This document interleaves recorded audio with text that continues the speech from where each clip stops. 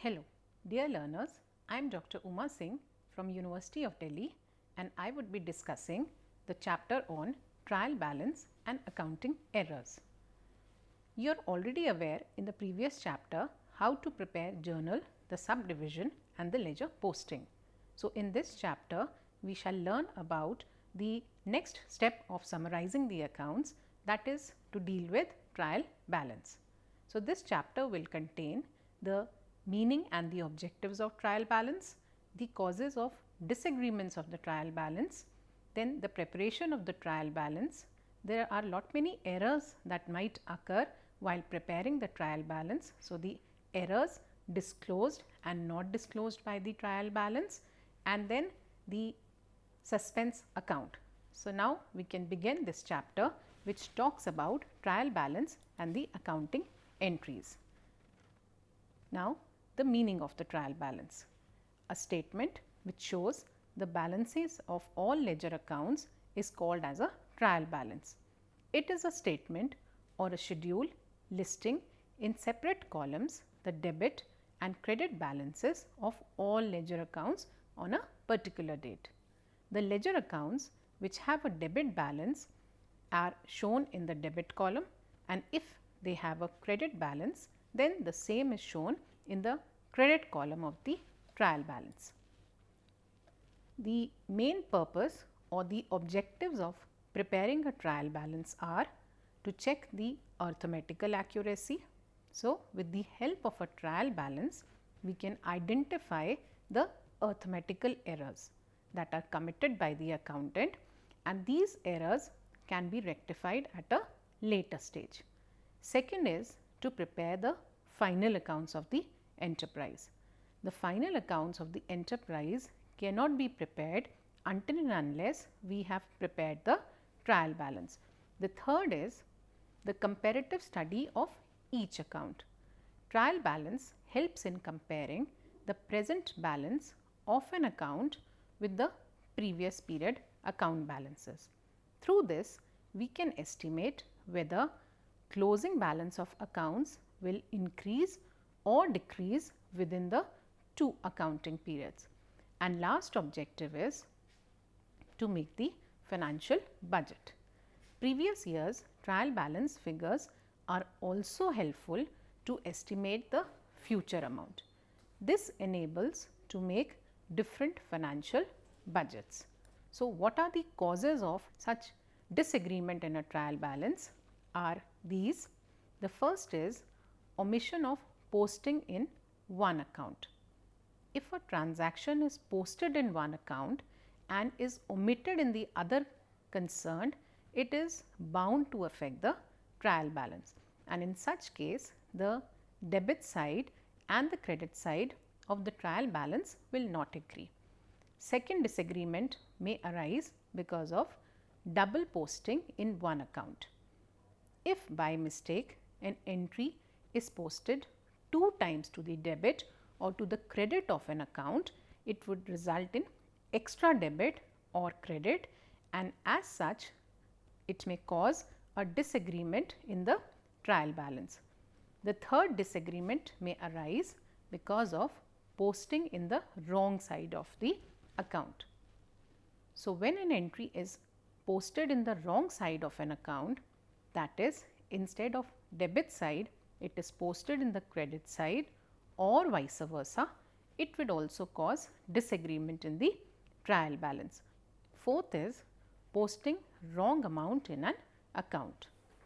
If you post an entry to the correct side of an account, but commit an error in writing the amount, this will again affect the trial balance. The next cause can be because of wrong casting of the subsidiary books. If any subsidiary book is overcast or undercast, it affects the concerned account in the ledger. Suppose the correct total sales journal is 5600 rupees, but it has been totaled as rupees 5300. So, when now posted to the credit of sales account, the sales account will be short by rupees 300, and again the trial balance will not tally. So, this is a case of undercasting. Next disagreement may arise because of omitting to post the total of a subsidiary book. So, if the total of the subsidiary book is not posted to the concerned account, it would again affect the trial balance. The next is wrong totaling or balancing of an account. When an account is wrongly totaled or wrongly balanced, then this again would affect the trial balance. The next cause of disagreement can be because of omission of an account from the trial balance. So, when an account balance is completely omitted or forgotten to be written in the trial balance, it will not tally. Many a times cash book balances are often omitted from the trial balance. The next cause of disagreement is writing the balance of an account in the wrong column of the trial balance. So, if the balance of an account which is to be shown in the debit column of the trial balance is actually shown in the credit column, so this will again result in the trial balance not tallying. And last cause may be because of wrong totaling of the trial balance. So, if the trial balance itself is totaled wrongly, then again it will result in the disagreement in the debit and the credit side. So, again be absolutely sure and check twice when you do the totaling of the trial balance. Now, the agreement of the trial balance is not a conclusive proof of the accuracy of the accounts. So, there can still be errors which creep in while preparing the accounts, and they do not affect the agreement of the trial balance. As the name suggests, these errors involve complete omission of the transaction from the books of accounts. So, such an omission will not affect the agreement of the trial balance. Then the error of commission. These types of errors happen due to the negligence of the accountants and cannot be located easily. For example, a sale of 10,000 is entered as rupees 100. This balances both the accounts, that is the sales account and the cash account, and thus again will not be revealed by the trial balance. The third type of error which may not be disclosed easily by the trial balance is the compensating error. An error which takes place in a manner that it compensates for another error are called as compensating error. So, the error are conducted in such a manner that the error compensates for the other error. So, as such again it will not be reflected in your trial balance. For example, an accountant posted 500 less in the debit side of a purchase account, and at the same time he also posted 500 less in the credit side of the sales account. Then the next error is the error of principles. So, when an accounting principle has been violated while recording a transaction in the books of accounts, such errors are called as errors of principle. For example, the purchase of an asset, if recorded in the purchases account, will be an error of principle, but since the purchase account will be debited and the supplier's account will be credited, the same amount will not get reflected in the trial balance and it will not affect the balancing of the trial balance. Now, when the trial balance does not tally, it indicates that certain errors have been committed. So, there are errors which are disclosed by the trial balance. So, these errors can include the following types. The first is wrong casting. If the total of the cash book or some other subsidiary book is casted wrong, the trial balance will not tally.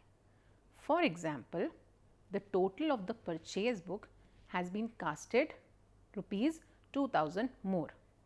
When this total will be posted to the debit side of the purchase account, it will also show an excess debit of 2000, and therefore, the trial balance will not agree. Second error could be posting to the wrong side of an account. So, instead of posting an amount on the debit side of an account, it is posted on the credit side, or vice versa, the trial balance will not tally. Third can be posting of wrong amount. So, again the trial balance will not tally if the posting in an account is made with an incorrect amount. Then the next error can be omission of posting of one aspect of a transaction. So, for example, if 500 has been received from Shyam and is correctly entered in the cash book, but if it is omitted to be posted on the credit side of the Shyam's account, the trial balance will not tally, because you have entered only one part of the transaction. Then the next error which might occur is posting an amount twice in an account. So, for example, rupees 500 has been received from Vinod and is correctly entered in the cash book, but if it is posted twice on the credit side of Vinod's account, the trial balance will not tally. Then the next error can be the error of totaling and balancing of accounts in the ledger. So, the error may occur in the totaling of debit or credit side of the trial balance if the ledger accounts have not been properly balanced, and as a result it becomes an error which is again reflected in the trial balance. So, I hope the errors which are disclosed and not disclosed by the trial balance must have been clear to you. So, now since we know that errors have crept in or have made a disagreement in the trial balance, so the next thing that we need to discuss is now the process of locating these errors. Now, the following steps are to be followed to locate the error. So, the first step is check the total of the trial balance, that should tally. Your debit total should be equal to the credit total. Second is compare the ledger account balances carried to the trial balance. Third is verify the total of the subsidiary books and their posting to the ledger accounts. Fourth is verify that all ledger entries have been correctly posted. Fifth is, if in the trial balance the debits are not equal to the credits, it indicates that some errors have been committed during the course of the accounting process. So, these errors have to be located. So, the process of locating the errors will now involve, the first is to simply add the debit and the credit columns again to verify your totals. If they still do not agree, then subtract the smaller total from the bigger sum and look for the missing amount in the smaller column. If you found it, you found your error. The second technique is to locate the error is to see if the numeral 2 divides equally the difference. If it does, look for an account incorrectly in the column with the larger total that equals half the difference. If you have found this, then again you found your error that can be rectified. Another technique is to use the numeral 9 to find a transposition error. If the numeral 9 divides evenly the difference between the credit and the debit, you have a transposition error.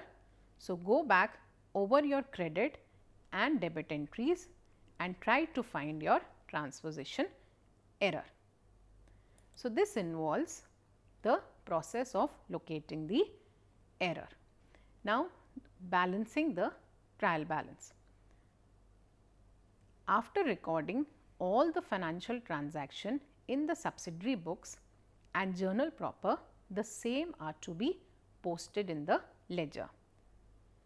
The ledger accounts are then balanced, and the balances of these ledger accounts are then transferred to the relevant column of the trial balance to verify that the debits and the credits are equal.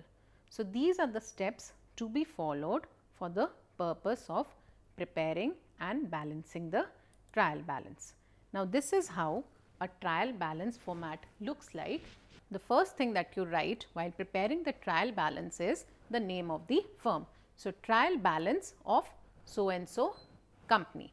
As on, then you mention the date as on which the trial balance is prepared, and the trial balance has 3 columns as you can see in the format.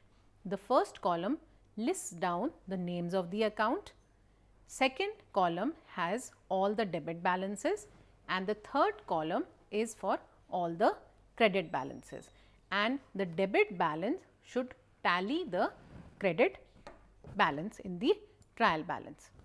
Now, we shall take a question to understand it better, that how the trial balance is prepared. So, we have the following transactions which take place in the month of June for the year 2016. So, we have these transactions. First, as on June 1st, commission received for an amount of 10,000 rupees.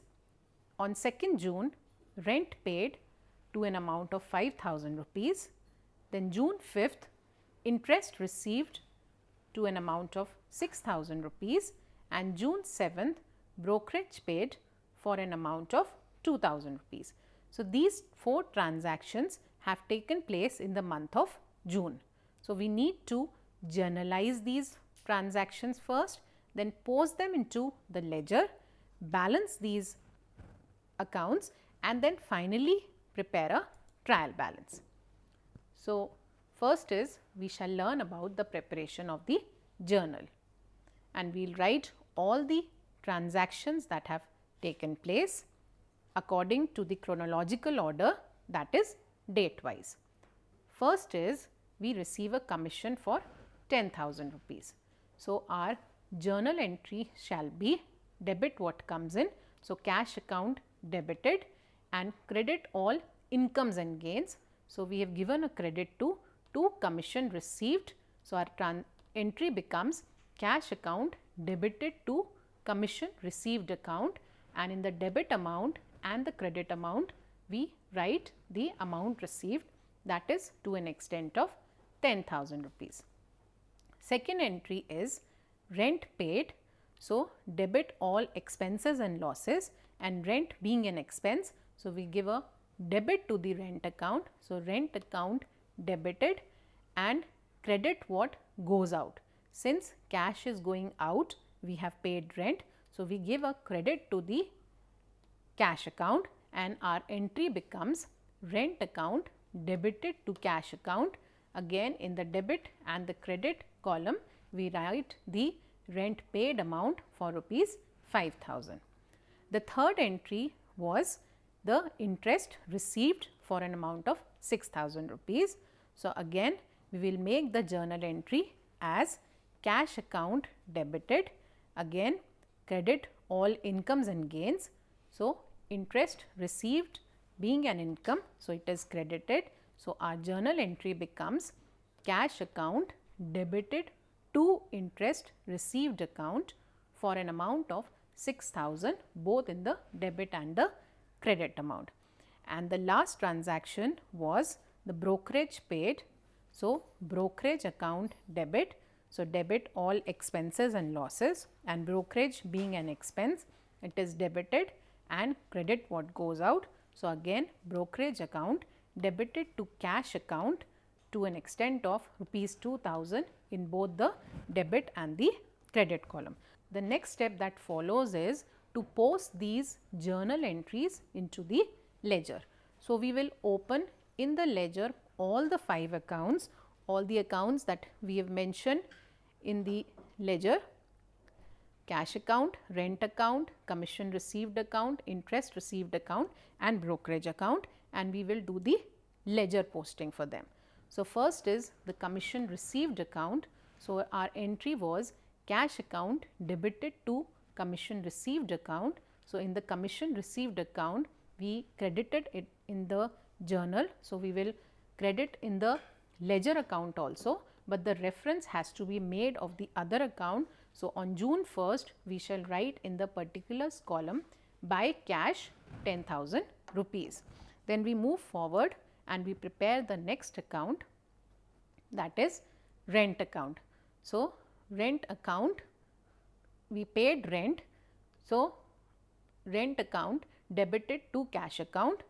So, the entry would be rent account is debited. So, we will make the rent account debit, but again the reference being made of the other account. So, to cash account, and to is mentioned whenever we make the entry in the debit column. So, to cash account for an amount of 5,000 rupees. Then interest received account. So, our journal entry was cash account debited to interest received account. So, in the journal also we gave a credit to the interest received account. So, on the credit side of the ledger account of interest received account, we shall write by cash account for 6,000 rupees. Next we move on to the next ledger posting, which is of brokerage account. So, brokerage received. So, brokerage account debited to cash account. So, again to cash account 2,000 rupees, and then we prepare the cash account by debiting and crediting all the journal entries that we have posted in the journal. So, on the debit side, to commission, to interest received. So, these are the cash that we received in the form of commission and interest. So, we have given a debit in the cash account. Similarly, these were the amounts that we have paid. So, by rent 5,000 rupees and by brokerage 2,000 rupees. So, our second step for the preparation of trial balance was ledger posting. So, once the ledger posting is complete, then we move on to balancing the account. So, we have to balance all these 5 accounts, and then we will transfer these balances to the trial balance. Now, coming again to the first account, the first was commission received account, and we had written in the credit column 10,000 rupees. So, we write 10,000 rupees, whichever side is greater, we write 10,000, like in this case 10,000 is greater on the credit side. So, we write 10,000 rupees on both the sides and we put a double line beneath it, and on the debit side we write to balance carried down 10,000 rupees, and this is prepared at the end of the month. So, although the entry took place on 1st June, we will balance the account on 30th June and we shall write to balance carried down 10,000 rupees. The same balance shall be transferred now on the first day to the next month by balance brought down 10,000 rupees. Similarly, we move on to the next account and we balance the rent account. Rent account had a debit balance of 5,000. So, 5,000 we write on both the debit and the credit side, and we put double lines on this, and then on the credit side it becomes by balance carried down 5,000 rupees. This is again balanced on June 30th and the same gets transferred on July 1st to balance brought down, that is from the previous month we are transferring the balance to the next month as 5,000 rupees. The third account was interest received account and we had by cash 6,000 rupees. So, again the same pattern we follow and we have the carried down balance of 6,000 rupees on June 30th, which becomes the opening balance on 1st July for the next month to an extent of 6,000. Then we have the brokerage account and the same methodology is followed for the purpose of balancing the account, and on June 30th we have the balance of 2000, which again gets transferred on 1st July 2000 rupees. The last ledger posting was for cash account and we had made the following entries into it.